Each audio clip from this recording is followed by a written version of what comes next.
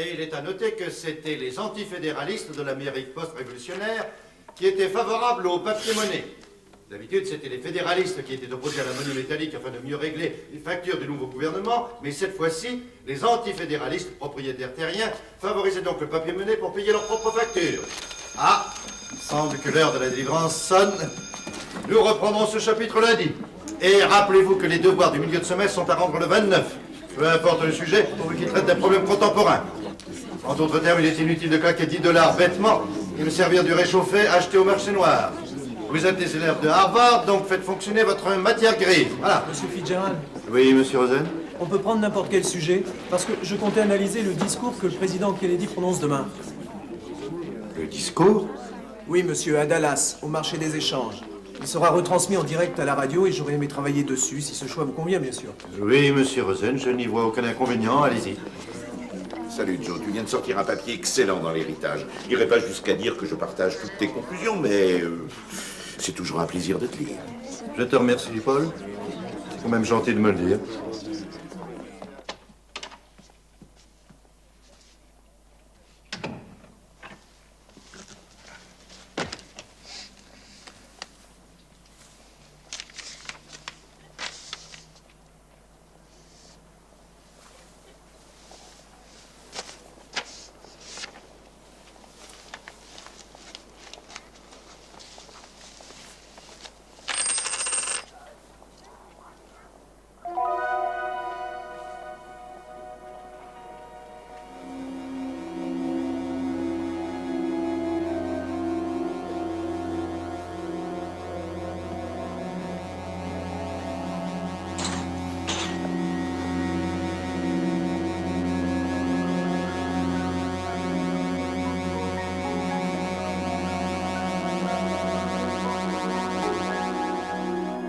Kate, vous ne deviez revenir que dans un mois. Cette fois, je ne suis pas venue faire un rapport de type officiel. Ce n'est qu'une simple petite visite. Je me demandais comment vous alliez. Après tout, il s'est déjà écoulé presque 2 longues heures depuis ma dernière visite. Étrange. On passe des mois, parfois même des années, plongés à nouveau dans le passé, séparés soudain de sa famille. Et quand on revient pour eux, c'est comme si on était partis quelques heures. Je ne m'y habituerai jamais. C'est aussi difficile que de partir en laissant le passé derrière soi et de renoncer à vivre une deuxième vie, mon cher Joe, avec tout ce que cela comporte. Se faire de nouveaux amis, et puis pourquoi pas tomber amoureux. Pas en ce qui me concerne. Comment être proche des gens quand on ne peut pas vraiment leur dire ce qu'on pense? Leur dire par exemple que je ne sais pas moi, que leur parfum de glace préféré ne sera inventé que dans 150 ans. J'ai parfois le sentiment d'être un éternel observateur, condamné à toujours regarder sans jamais participer, toujours détaché, toujours distant. Tous les historiographes ont connu cela à un moment ou à un autre de leur carrière. Je sais, mais c'est sacrément frustrant. J'ai passé 3 ans à étudier John Kennedy et son époque. Je l'ai même rencontré à une réception chez McGeorge Bundy. Mais je ne l'ai pas vraiment connu, en fait. Vous avez une conception chinoise du culte des anciens. Kate, je n'ai pas créé ce projet uniquement parce que cet homme est un de mes ancêtres, c'est évident. Il est indiscutable que cette période est l'une des plus troublées que l'Amérique ait connue. Joe, il ne faut pas que vous alliez à Dallas demain. Et vous le savez. Kate, c'est mon projet. Je l'ai financé. C'est moi qui viens de passer 3 années ici. Et je suis bien décidé à aller jusqu'au bout. Et dire que je n'ai pas eu l'occasion de connaître cet homme. Et que je vais devoir assister à son... Qu'est-ce que c'est? Un souvenir de famille, c'est un porte-bonheur.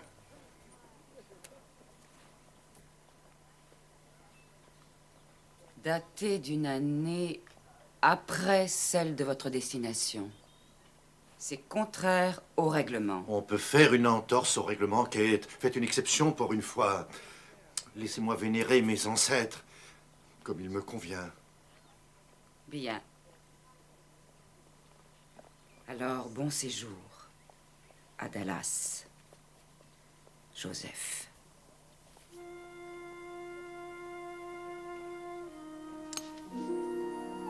Zaijian.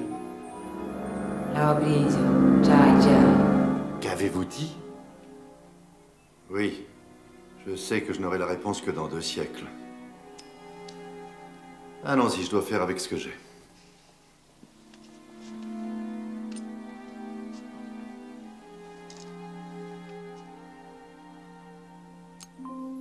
Balayage informatique. Système contrôle enregistreur holographique opérationnel. Opérationnel. Télécommande d'urgence. Opérationnel.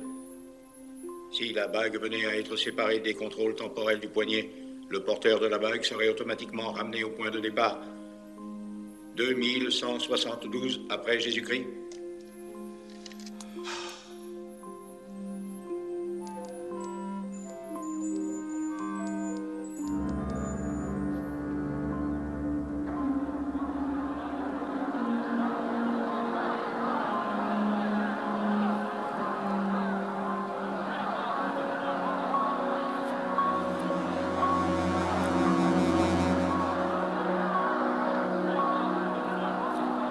D'une pipe, d'où est-ce que vous sortez, vous? Cambridge.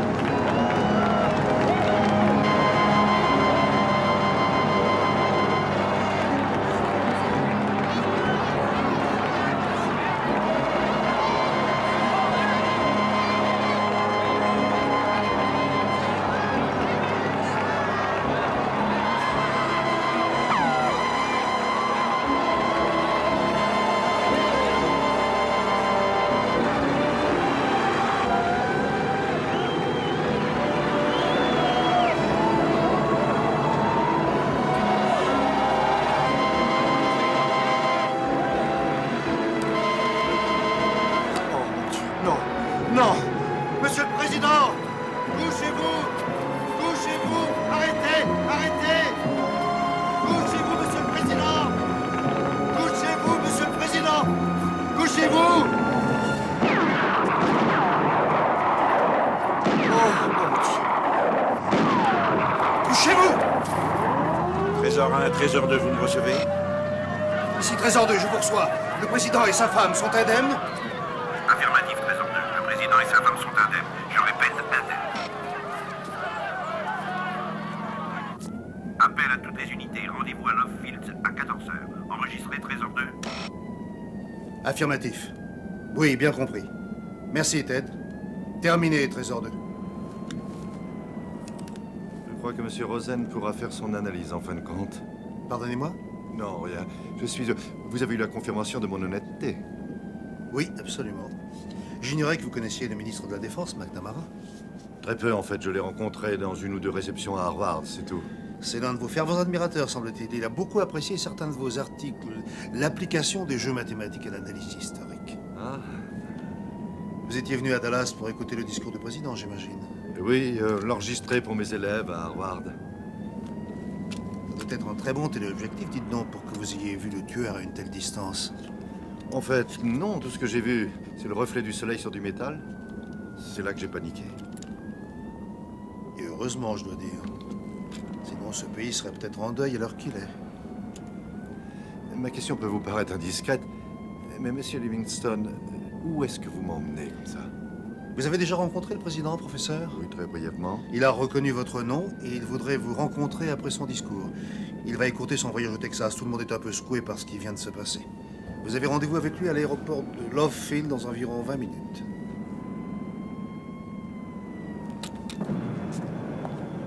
Gouverneur, merci beaucoup. À très bientôt. Monsieur le Président, Oui? vous connaissez le professeur Joseph Fitzgerald? C'est l'homme qui vous a sauvé la vie ce matin. Professeur Fitzgerald, Harvard et moi avons une dette envers vous. Tout l'honneur est pour moi, Monsieur le Président. Ça faisait longtemps que je voulais vous rencontrer, mais je ne pensais pas que ce serait dans de telles circonstances. McNamara m'a parlé de certains de vos articles, très intéressants. Monsieur le Président, je crains de ne pas pouvoir rentrer tout de suite. C'est vraiment exceptionnel. 2 terribles tornades viennent juste de s'abattre sur l'État du Texas. L'une d'entre elles vient de dévaster le centre de la ville d'Austin et l'autre se dirige droit sur nous. Je ferais mieux de voir ce que je peux faire. Les tornades? Lyndon, occupez-vous de vos amis et dites-moi si je peux vous aider. Oui, monsieur. Venez, suivez-moi, professeur. Même moi, je ne peux pas faire attendre l'armée de l'air. Que je vienne avec vous? À Washington? Je serai très heureux de vous avoir à dîner à la Maison Blanche ce soir. Demain matin, un avion vous reconduira à Cambridge si vous le souhaitez. Oui, c'est très aimable, Monsieur le Président, merci. Jack! Un homme qui m'a sauvé la vie m'appellera toujours Jack.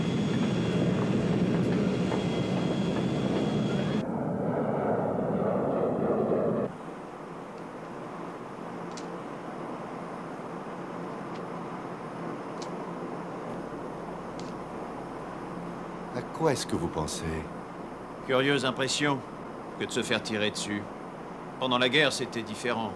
Anonyme. Ce n'est pas sur vous qu'on tirait, juste sur l'uniforme. Peut-être que celui qui vous a tiré dessus visait en fait le gouvernement que vous représentez. Oui, peut-être. Mais jamais personne n'a tiré sur Eisenhower. Vous ne seriez pas parent avec le vieux Haney Fitz, mon grand-père? Non, je ne crois pas, non, non. Dommage. À en croire la presse, si nous avions été parents, il y aurait eu une place pour vous dans mon ministère. Vous aimez vous mesurer à la presse, n'est-ce pas? Oh, chacun s'amuse comme il peut. Dieu sait si ma fonction ne m'en donne guère l'occasion. Pendant la campagne, il est facile de se laisser emporter par la fièvre des élections, la politique. Facile de se convaincre que tout ça n'est qu'un jeu, et un jeu très stimulant. Et il y a des jours comme aujourd'hui où on sait très bien que ça n'en est pas un. Des jours comme aujourd'hui, comme le 17 avril 1961. La baie des cochons. La baie des cochons, une stupidité. Je n'aurais jamais dû donner mon accord, non, jamais. Je ne faisais plus seulement de la politique. Je devenais responsable de vies humaines. C'était comme si on avait coulé mon patrouilleur. Sauf que cette fois, je ne pouvais rien faire pour les sauver. Vous savez, mon père nous a enfoncé dans le crâne depuis notre plus jeune âge qu'il faut avoir le pouvoir pour obtenir quelque chose. Le pouvoir. Mais après le mur de Berlin, après la crise des missiles à Cuba, j'ai eu des doutes. Un seul homme ne doit pas avoir autant de pouvoir, ne doit pas être obligé d'en avoir. Vous êtes très en avance sur votre époque. Il vous faudra probablement attendre un autre siècle avant que les gens réalisent une telle chose. Si le monde en prend conscience d'ici un siècle, cela aura valu la peine d'attendre. Excusez-moi, Monsieur le Président, un appel pour vous de la part du ministère de la Défense, Monsieur McNamara. Excusez-moi. La police de Dallas a appelé, ils ont arrêté un homme dénommé Lee Oswald. Il est arrêté pour tentative d'assassinat et il semblerait que ce soit lui qui vous a tiré dessus, Monsieur le Président.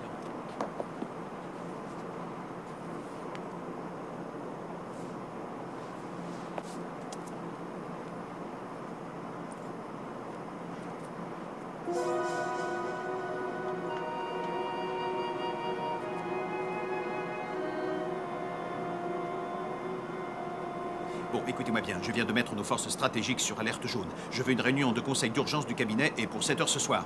Rusk est en route pour le Japon, faites en sorte qu'il revienne et je veux aussi Taylor, Bondi et Sorensen. Et Bobby. C'est quelque chose de strictement confidentiel? Ce sera annoncé dans le journal télévisé d'Uncle Brinkley dans environ une demi-heure. Malheureusement, les troupes russes se sont emparées de Berlin-Ouest.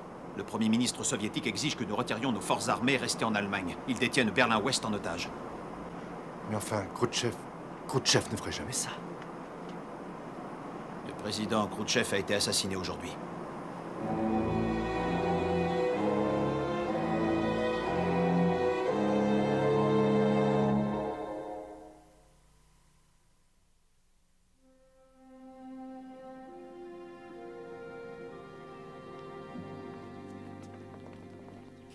Joe, nous allons devoir remettre ce dîner un autre soir. Mais vous pouvez passer la nuit ici. En fait, je crains de devoir insister d'ailleurs, par mesure de sécurité. Oh oui, Monsieur le Président, oui, je comprends. Bien. Oh, ma caméra. Où est ma caméra? Elle n'est pas dans la voiture?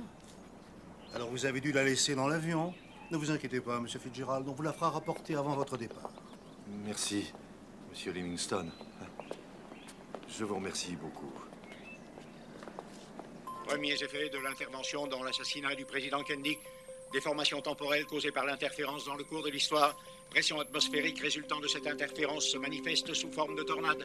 Insuffisant pour compenser les dégâts temporels. Évaluation de l'étendue des dégâts dans le cours de l'histoire. Faille considérable dans la structure du temps. Gouffre temporel sans précédent. Stabilisation provisoire résultant de l'assassinat de Khrouchtchev. Perspective à long terme. Déformation temporelle prolongée. Augmentant géométriquement tant que cette orientation temporelle se maintiendra. Donnez-moi les issues les plus optimistes et les plus pessimistes de cette orientation, ainsi que les probabilités qui en découlent. Scénario le plus pessimiste. Attaque nucléaire entre les deux superpuissances, provoquant l'anéantissement de la biosphère. Probabilité 77%. Scénario le plus optimiste. Reddition de l'Europe occidentale d'ici 6 ans. Dépenses militaires provoquant l'effondrement de l'économie soviétique. Les soviétiques font un chantage aux denrées alimentaires face à l'Ouest, entraînant une guerre agrobactérienne. Résultat, destruction totale de la biosphère d'ici un siècle. Probabilité 12%. Autrement dit, il n'y a que 11% de possibilité d'éviter la guerre totale si l'orientation continue. 0%. Les 11% restants recouvrent les autres scénarios aboutissant à la destruction totale de la biosphère. Puisque cette orientation n'est pas viable, donnez-moi les autres options pour recouvrer l'orientation prévue initialement. Il n'existe qu'une seule et unique option viable. La présidence de M. Kennedy doit se terminer comme l'histoire l'avait prévu. Oh mon Dieu. Qu'est-ce que j'ai fait? Oui, général, que se passe-t-il? Monsieur le Président, un de nos B-52, en route vers Berlin, est attaqué par l'ennemi soviétique. Le pilote demande l'autorisation de riposter. Que devons-nous lui dire, monsieur? Monsieur le Président? Oui, général. Monsieur, quels sont vos ordres? Dites aux pilotes de se défendre. Bien, monsieur le Président. Que Dieu vous bénisse. Qu'ils nous bénissent tous, général. Remarquable.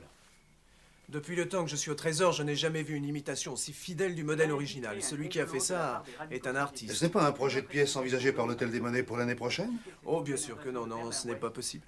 D'autres pays frappent des pièces à l'effigie du souverain régnant, mais c'est contre la réglementation américaine de le faire à l'image d'une personne vivante. Est-ce que cela pourrait être l'œuvre d'un plaisantin ou un prototype pour une campagne de propagande? C'est peut-être l'œuvre d'un des frères du président ou des républicains. J'en doute. Non, ils savent bien que ce serait un crime. Et en ce qui concerne ce Fitzgerald, vous êtes sûr de la véracité de son identité? Même un peu trop à mon goût. Toutes ces références collent parfaitement, mais je n'ai trouvé personne qui le connaisse ou l'ait connu avant qu'il ait enseigné à Harvard. Ah, c'est un peu trop simple. Il est tombé à pic pour sauver la vie du président. Il perd une pièce de monnaie qui n'existe pas. Il porte 3 des noms de famille du président, d'ailleurs il lui ressemble tellement qu'il pourrait être parent. Et tandis que le pays couve une crise sûrement plus dangereuse que celle de Cuba, le président fait confiance à un inconnu qui paraît lui rappeler son frère. Si vous voulez mon avis, le professeur Fitzgerald pourrait bien être un agent soviétique en sommeil. Non, Ray, non, je dois dire que j'ai du mal à y croire. Et ne pensez-vous pas que le meilleur moyen qu'ait un agent pour approcher le président serait d'organiser une tentative d'assassinat et de faire en sorte qu'il sauve la vie de ce président? Mais qu'est-ce qu'elle a, cette pièce? Croyez-vous qu'un espion russe se promènerait avec une fausse pièce de monnaie et qu'il irait ensuite perdre dans l'avion présidentiel? C'est insensé, voyons. Il y a aussi la caméra. Et alors? On m'a fait la même l'année dernière, à Noël. Je suis désolé, monsieur, mais ça m'étonnerait. Oui, des métallurgistes de la Défense ont travaillé dessus et il se trouve que non seulement ils n'arrivent pas à la démonter, mais elle est faite d'un alliage très curieux qu'ils n'avaient jamais vu auparavant. Un alliage plus dur que l'acier et imperméable aux rayons X. Ce n'est même pas un métal à l'étude. Appelez-moi Fitzgerald. Fitzgerald, je serai bref. D'où tenez-vous cette pièce? Où l'avez-vous trouvée? Monsieur le Président, vous ne me croirez pas si je vous le dis. Oh, après les événements de ces dernières 24 heures, professeur, je sens que je pourrais croire n'importe quoi. Bon sang, ne faites pas tant de mystère. Je suis sans nouvelles d'un de nos B-52 qui survolait l'Allemagne de l'Est. Et j'ai des milliers d'Américains en danger à Berlin-Ouest. Et les Russes refusent de décrocher le téléphone rouge. On se dirige vers un autre Cuba. Alors ne me racontez pas d'histoire et dites-moi d'où vous sortez cette foutue pièce. Elle est dans ma famille depuis plus de 200 ans. professeur Fitzgerald, je crains fort que cette réponse ne suffise pas à ma crédulité.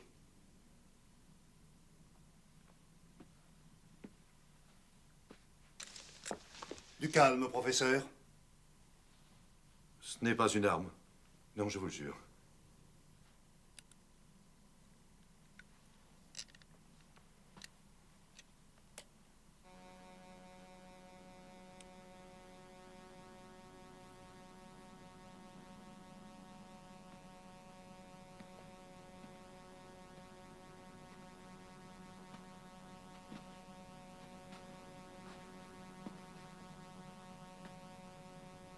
Je suis un historiographe, Monsieur le Président.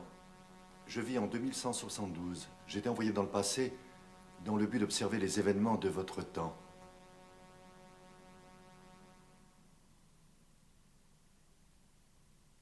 Si vous voulez, je peux aussi vous montrer d'autres hologrammes sur d'autres époques ou d'autres périodes.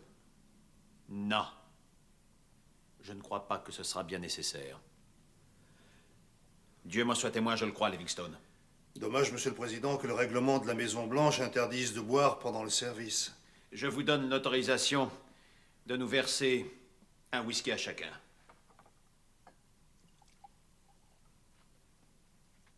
Nous sommes parents, n'est-ce pas? Vous êtes un de mes descendants? Oui, c'est vrai.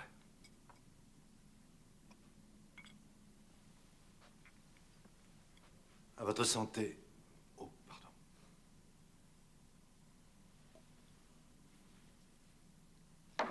Très bien. Vous venez du futur. Pourquoi avoir décidé de me contacter justement aujourd'hui? Pour observer comment je réagirais face à la crise de Berlin? Non. Non. Je n'étais pas au courant de ça. Que dites-vous? Mais voyons, comment pourriez-vous l'ignorer? 1964. Oh mon Dieu. Vous êtes venu à Dallas pour assister à un assassinat, c'est ça, n'est-ce pas? Dieu du ciel. Khrouchtchev et l'invasion soviétique, rien de tout ça n'était censé se passer. Le cours de l'histoire a été déformé, détourné bien au-delà de son tracé normal. Et cette crise de Berlin signifierait la fin du monde, c'est ça? Y a-t-il un moyen de réparer les dégâts? Oui. Revenir en arrière, n'est-ce pas?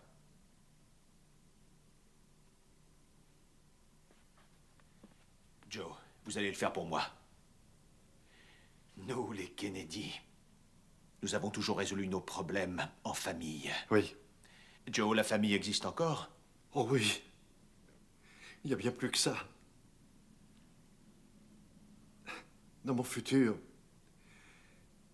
nous avons vu se réaliser vos plus grandes espérances. Nous avons éliminé la tyrannie, la guerre, la pauvreté. Nous avons repoussé les frontières de notre monde jusque dans les étoiles.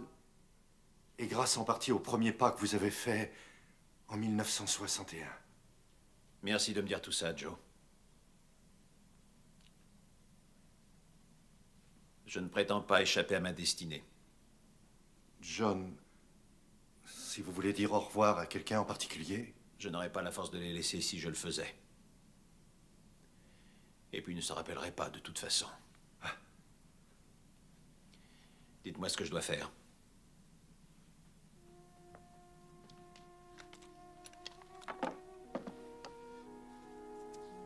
Mettez...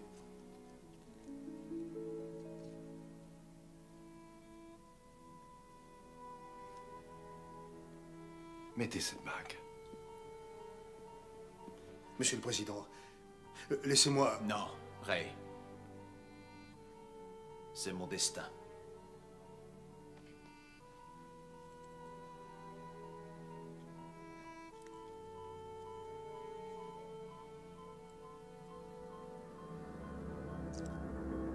Attention, attention. Télécommande déclenchée et ramenée au point de départ. 2172 après Que se passe-t-il? Vous avez fait le serment de protéger la vie du président, n'est-ce pas? Alors, vous et moi avons à travailler. Retournons dans le passé. Mais avant, je dois procéder à quelques changements.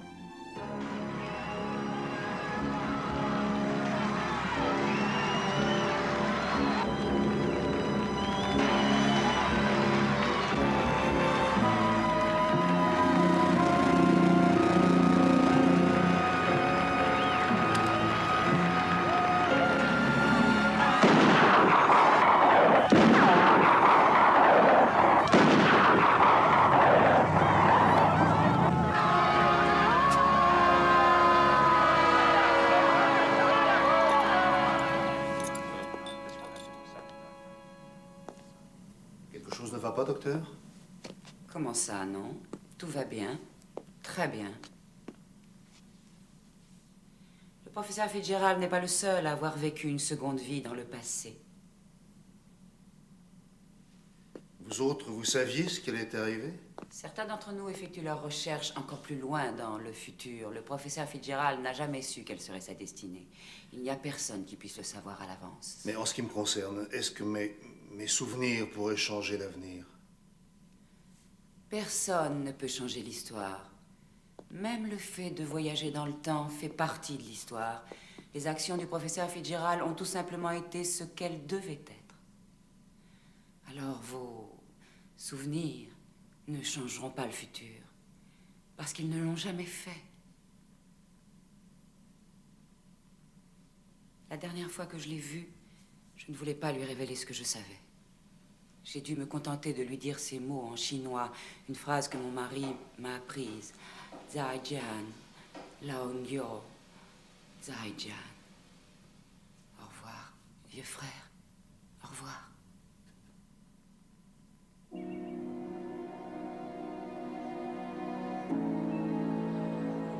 L'histoire retient beaucoup de faits. Certains sont justes, d'autres sont faux. Mais ce que nous devons retenir, c'est que, quelle que soit l'époque, bonne ou mauvaise, il y a toujours eu des hommes qui ont eu de grands idéaux. Des hommes de courage qui sont allés au-delà de leurs simples responsabilités. Vous ne connaissez pas toujours leur nom. Mais faisons que leurs actions s'élèvent comme des monuments pour qu'au jugement dernier de la race humaine, nous puissions dire « c'était cela aussi l'humanité ».